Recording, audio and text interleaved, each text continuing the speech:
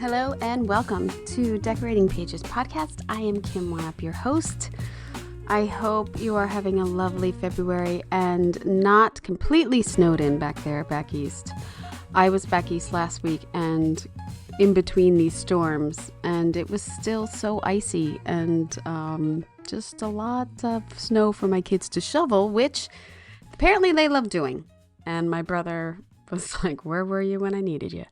But they got a taste of snow, which was nice, and traveling and caught up on some documentaries and TV watching on the plane. And yeah, so that's what I've been doing. Besides, we are knee deep into award season.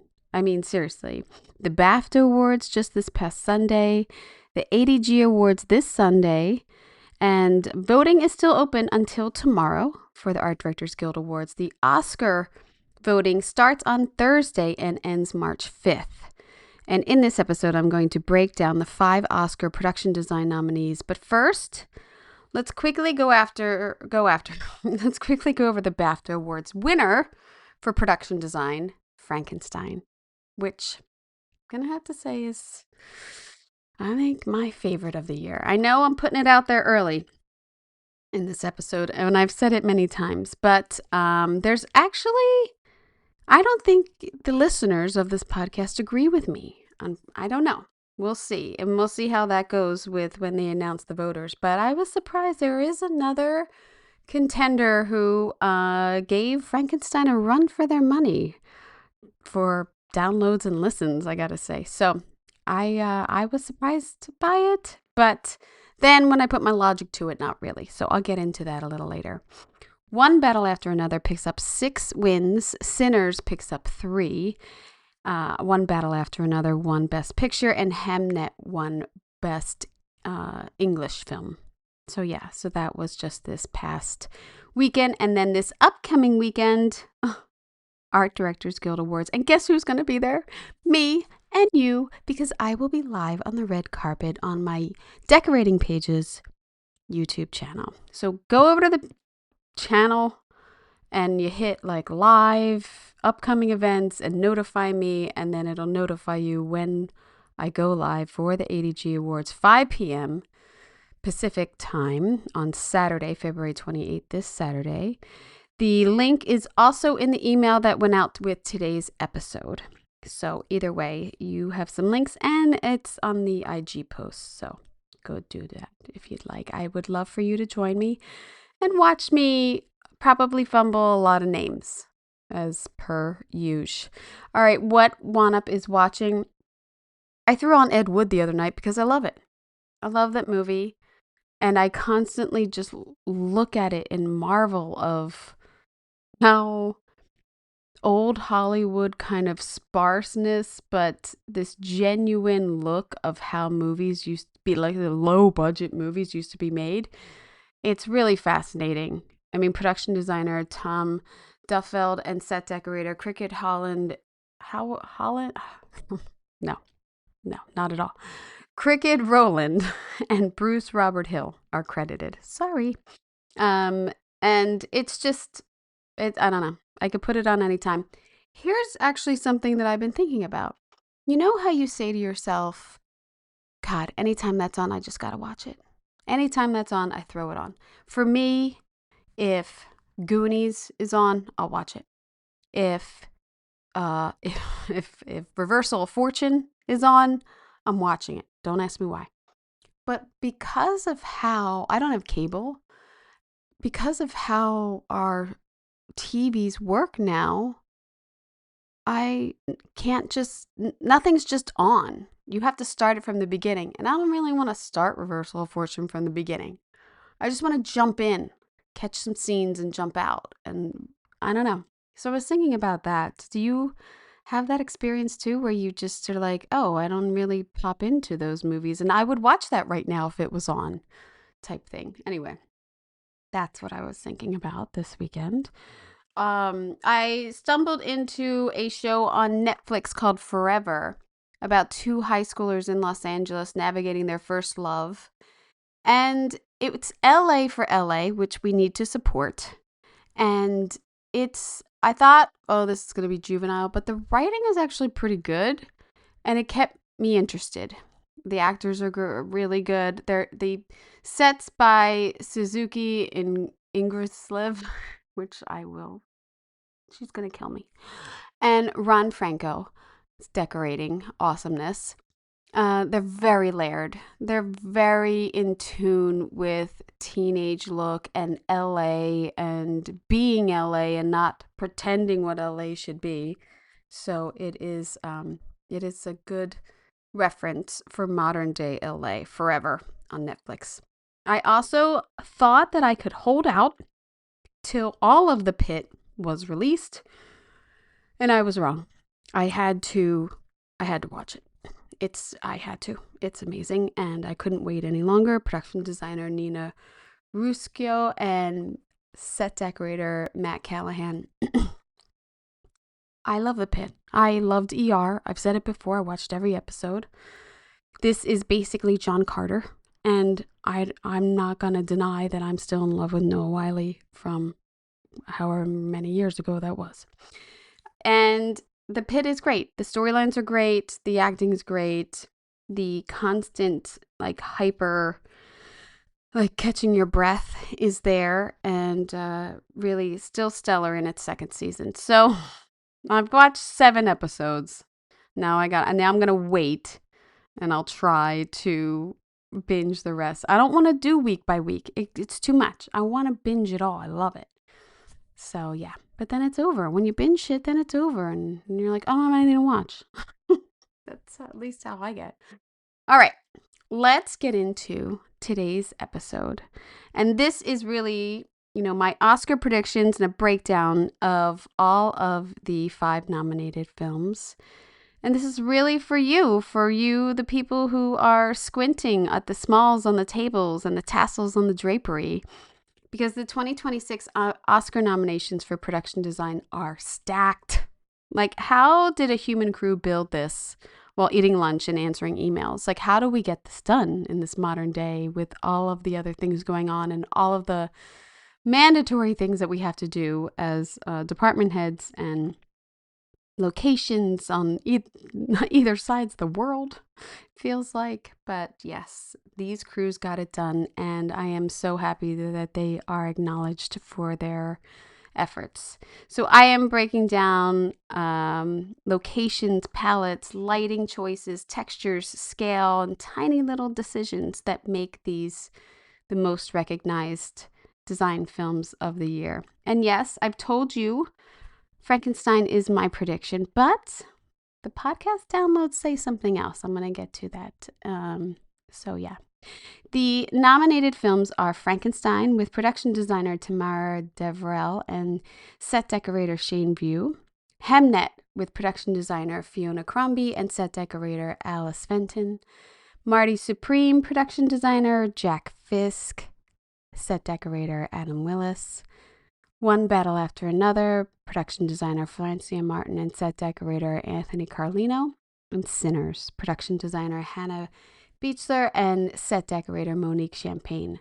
Now you can listen to full episodes, watch full episodes on YouTube for Frankenstein, Hamnet, and Sinners. I was very lucky to speak to those creative teams over the past couple months.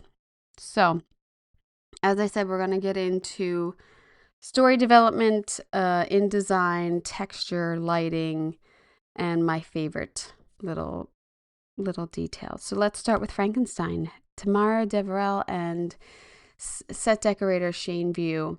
This is a really big swing in production design. It's gothic. It's not themey. It's like a beautiful world that's been abandoned and aged, but you're seeing it being built, and then you're in the country and you're on a ship, and it's fanciful and grotesque at the same time. I mean, Victor's apartment is phenomenal. The details in that we'll get into. So the sets vary from like a crazy scientific lab to this intricate apartment of the scientist. And there's just so many details, including the shafts of light that were designed to bring in to highlight all of these. She goes into that in our interview. A key anchor, I would say, in Victor's lab is the abandoned multiple water tower on the edge of a cliff. I mean, they brought that from concept to reality in their designs. And the production shot across Canada in Toronto for some studio work. They were in the UK, Scotland, and that influenced some of the sets. Visual inspiration from the Wallace Tower in Scotland. And when I had the interview with Tamara, she talks about how the lab concept evolved while they were still scouting and deciding whether to build or find the lab. And then the water tower idea just locked in for them. I had asked her about that big hole in the floor, you know, the caves in the bottom where they keep the creature, and the builds of those arches into columns that had to be moved quickly for camera. We get into a lot of the really technical aspects of building a world like that in the interview. It's a very controlled palette in this movie. It's a lot of stone and marble and mineral tones and monochromatic. The structures really catch the light without like it being on fire.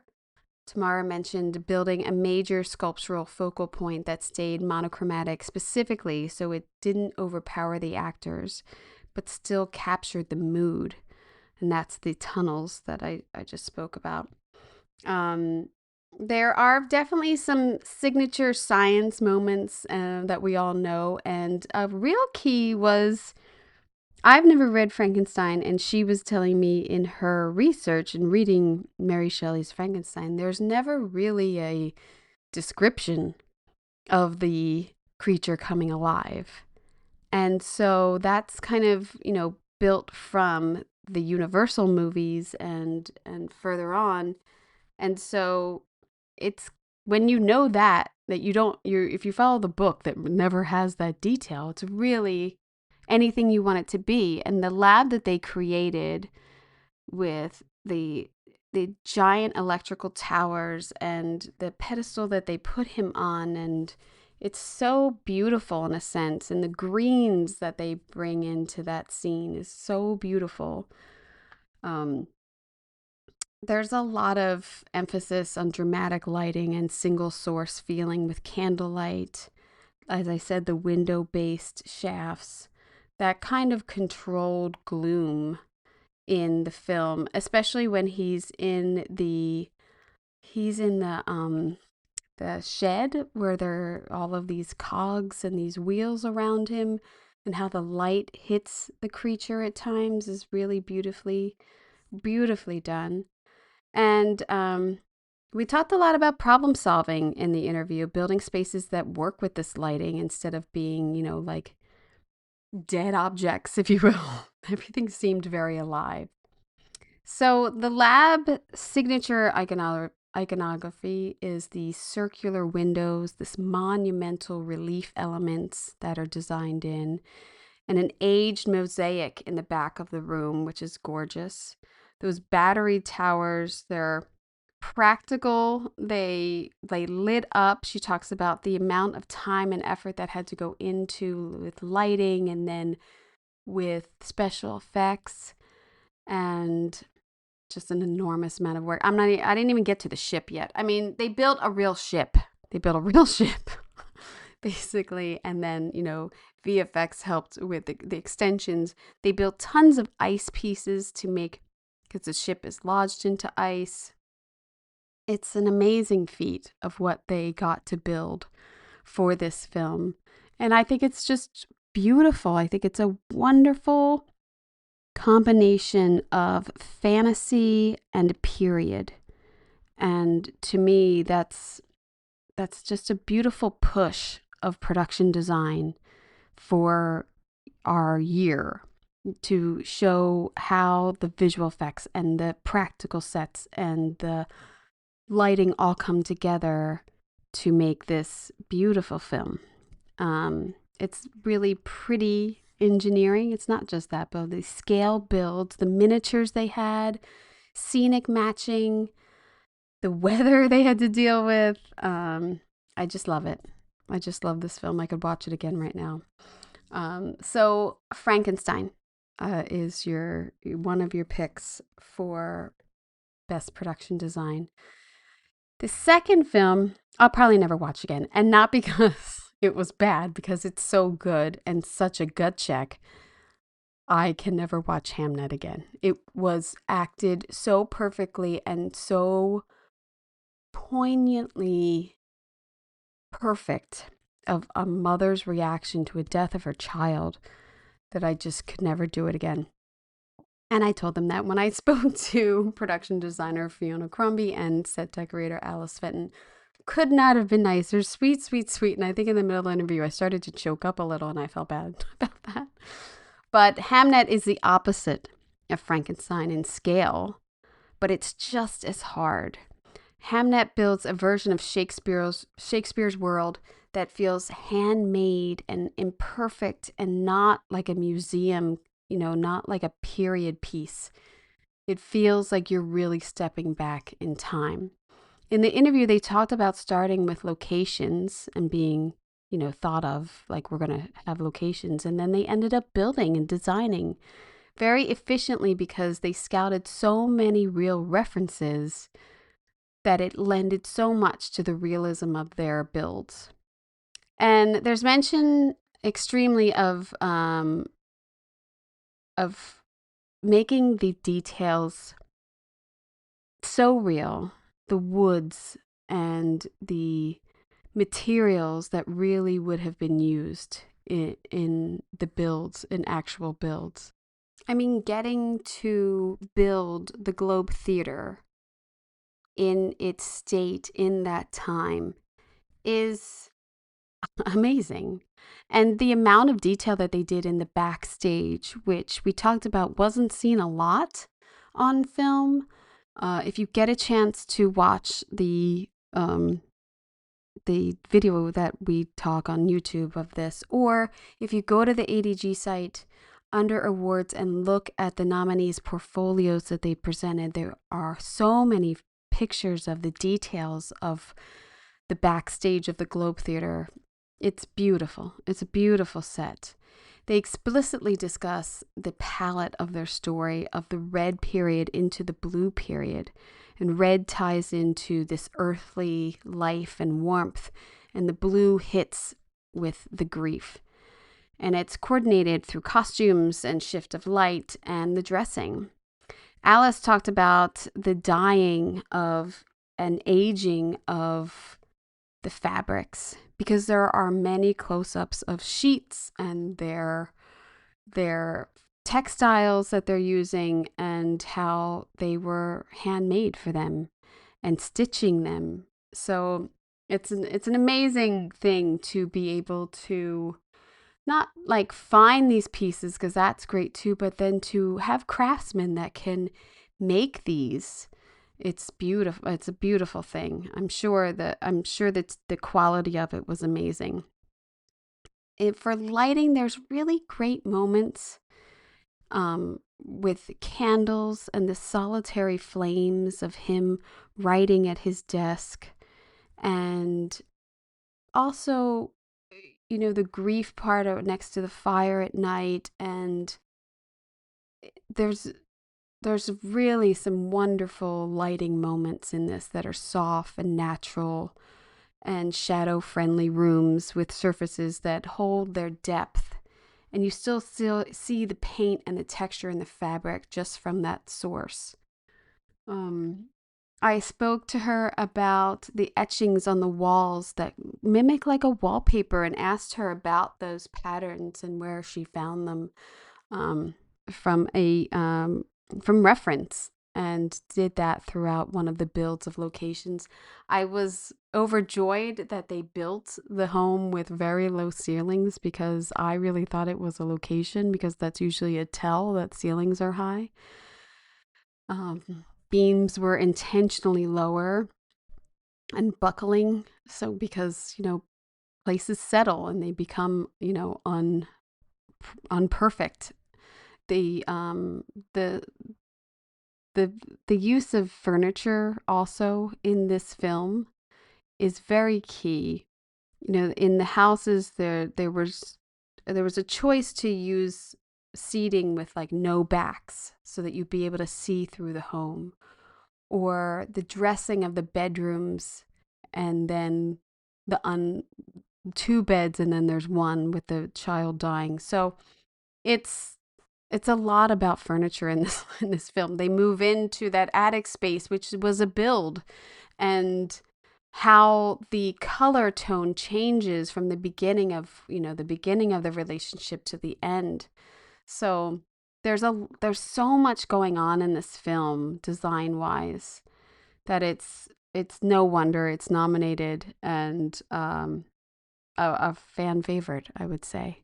So a beautiful, beautiful film, period. And yeah, that is Hamnet. So Sinners, another period film. Production designer Hannah Beachler and set decorator Monique Champagne. Sinners is a design as a myth. It's grounded in period authenticity, but it's also a horror film. So you have that back and forth with this story, but you're keeping this Jim Crow era Mississippi Delta design and feel. When Hannah spoke about the locations and trying to find these locations and then building on them, and how important it was to be authentic to what the time period really was.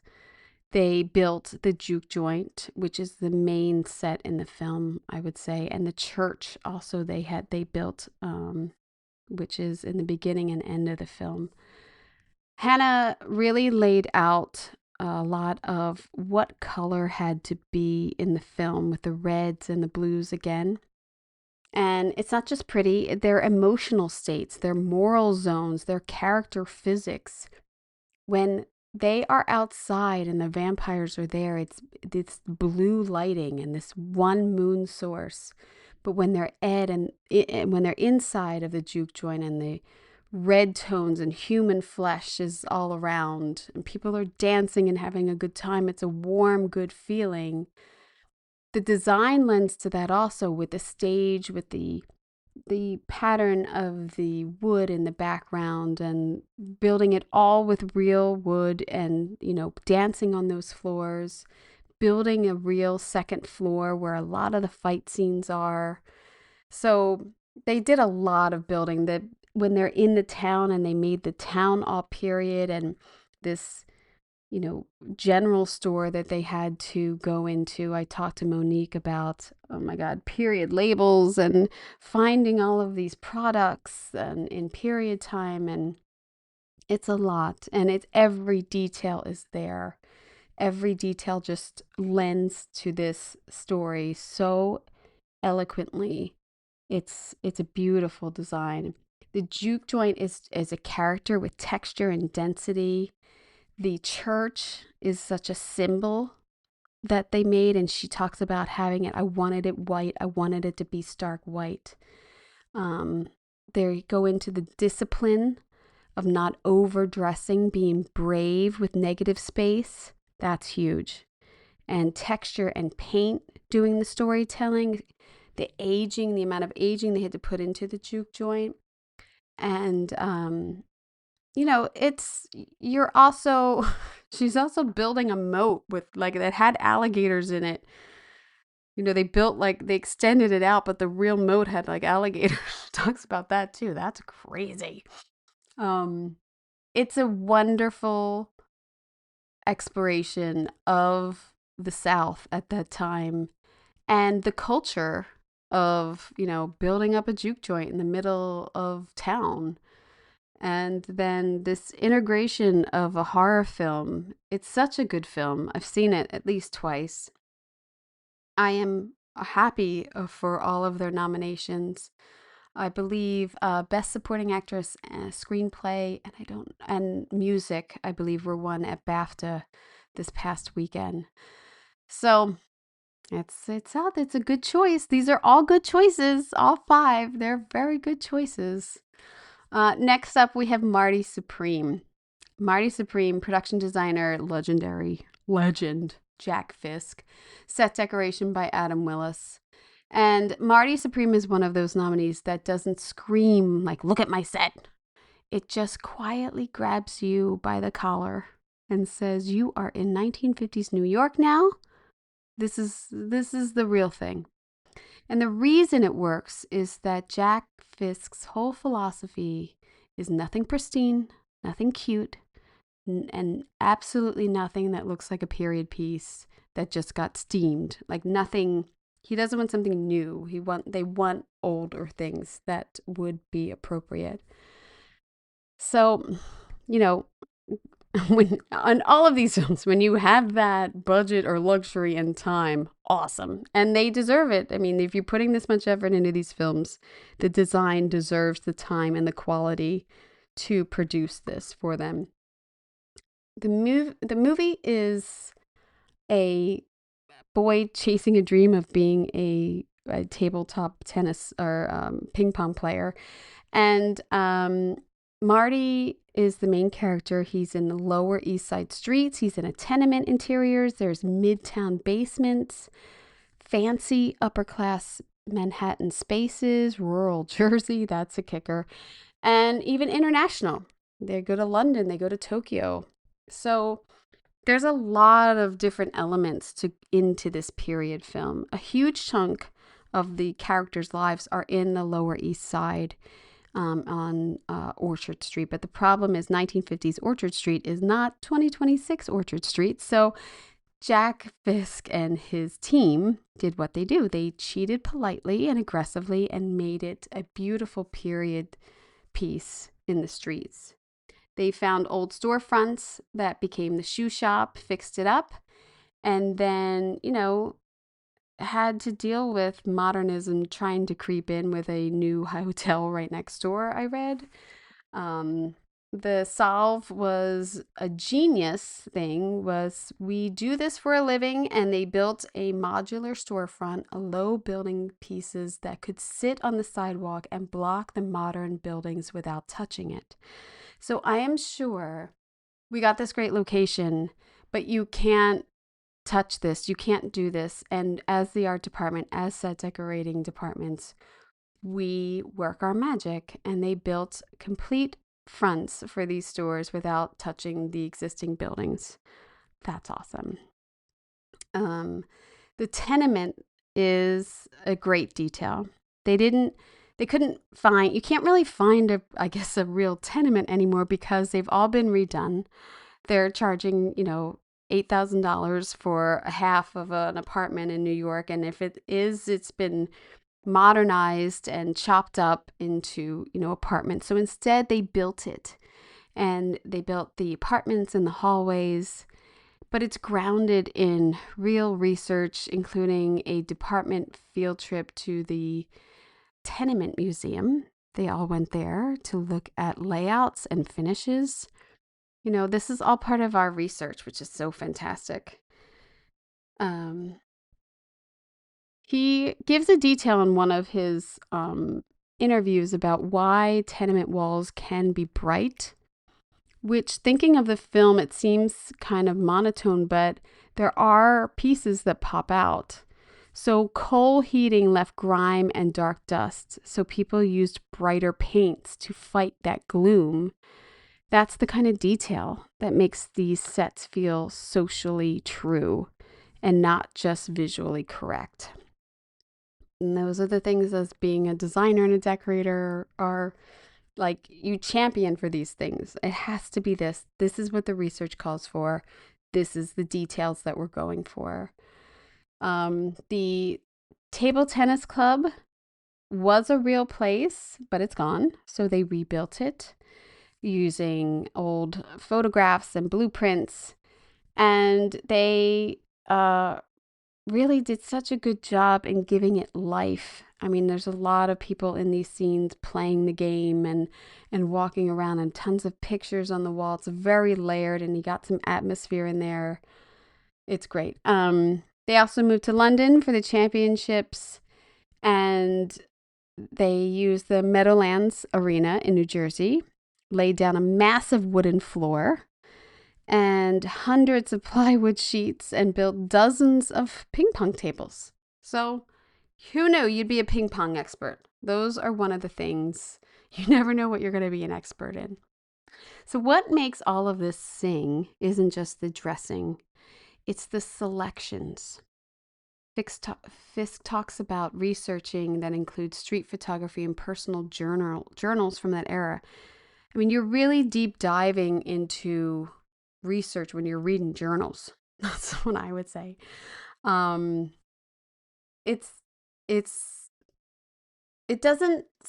in this film, in a good way, stands out to me. It just seems real. It just seems like they filmed it at that time. It feels like I'm watching Marty.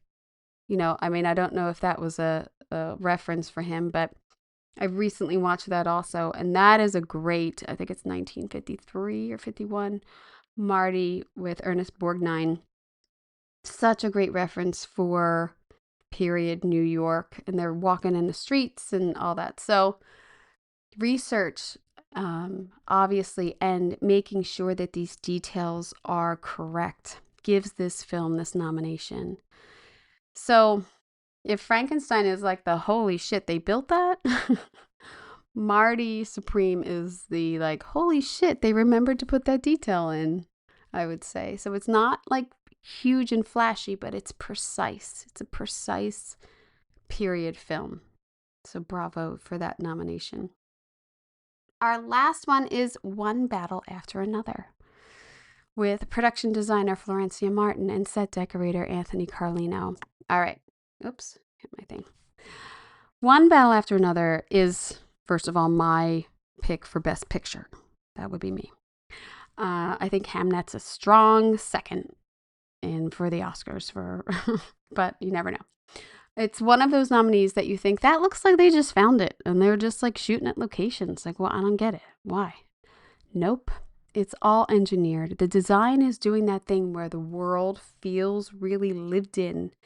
And it's funny, and it's unsettling, and it's weirdly specific. Like it existed before the camera showed up.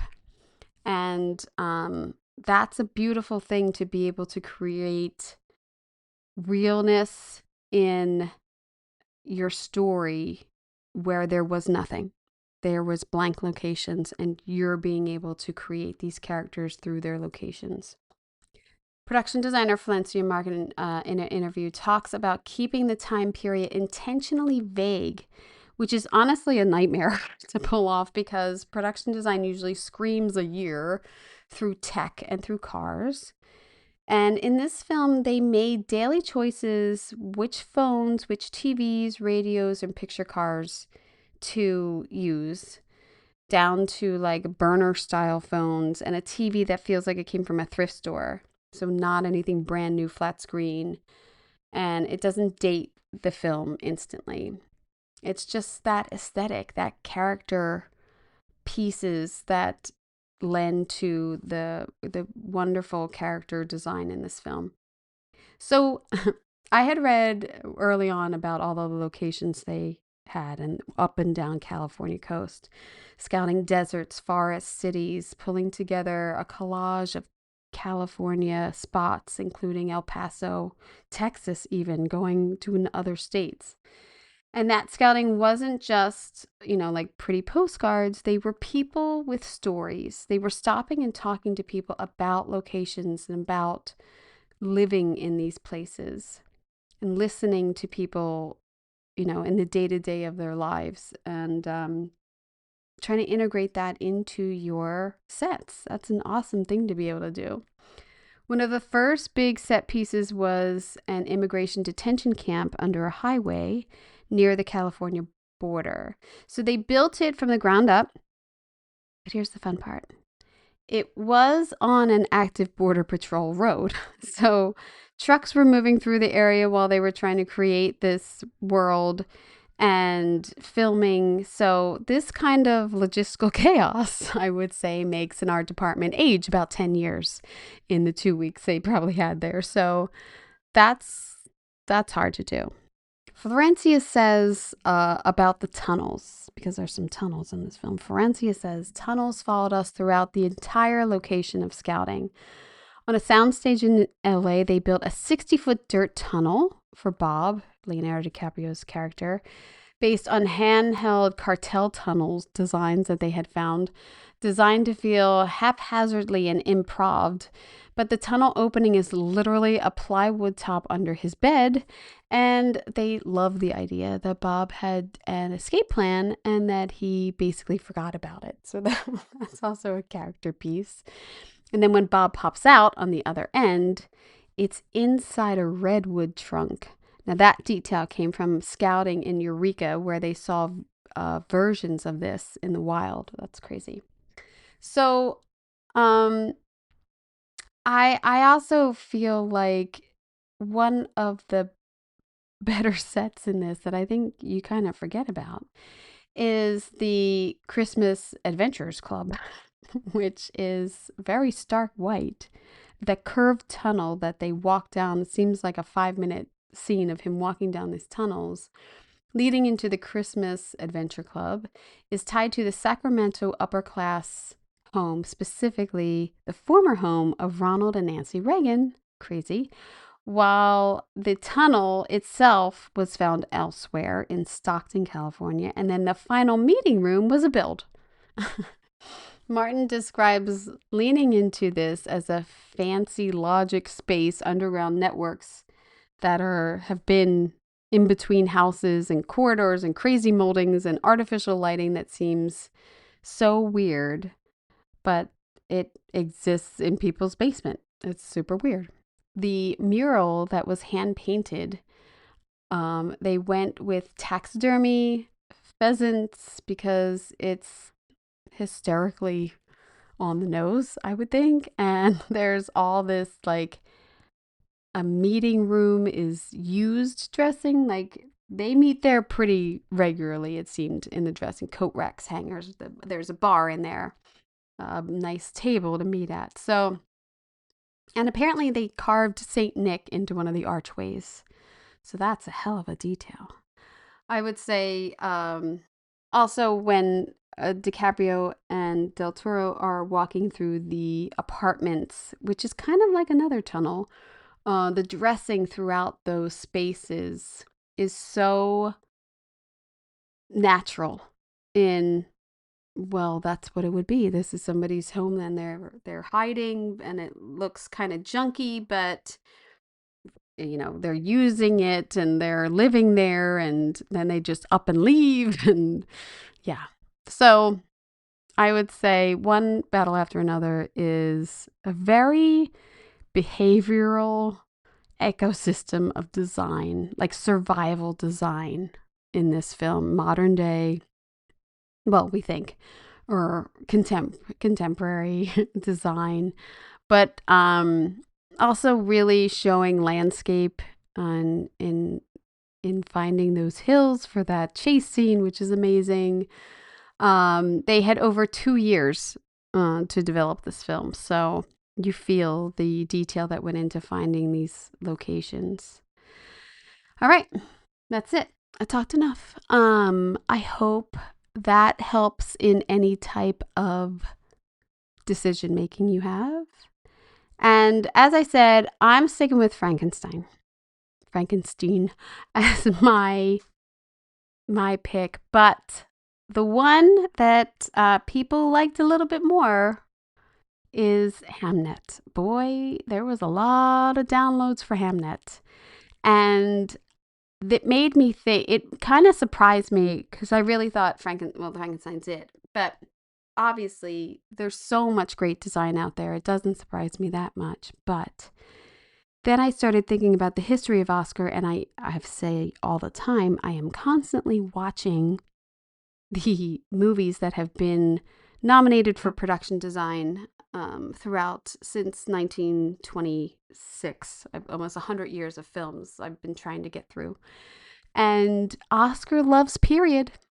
I gotta say it. I mean, you look at 1968, the movie the movie Oliver beat 2001. In 1980, Tess. Do you even know the movie Tess? It's a period film. Beat Empire Strikes Back. And even 1993, Howard's End won for Best Production Design over Toys.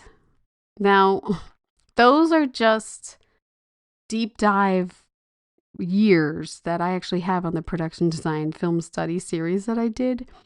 But goes to show you that Oscar loves period films. Oscar people, they do. And remember that the peer group nominates those 5 films, but the whole Academy votes in every single category. I've been told that they have started to watch in pods, and because there's so many things to watch, that watching in pods and then discussing, and then you watch these 10 and I watch these 10, and then we discuss and blah blah blah, and they get it down, and narrowing it down. I'm sure for the second round it's a much easier process. You need to watch these films in order to vote on them, type thing. So I hope they put their design eyes on and really really look at the designs. I mean, they're all great. You can't go wrong, really. All right. Well, if you would like to deep dive into the interviews that I have with Frankenstein, Hamnet, and Sinners, you're in luck. They are available. They are episodes. I think Frankenstein was November, Sinners was December, and Hamnet was in January. And they are packed with details that really tell how all of these wonderful designs came together.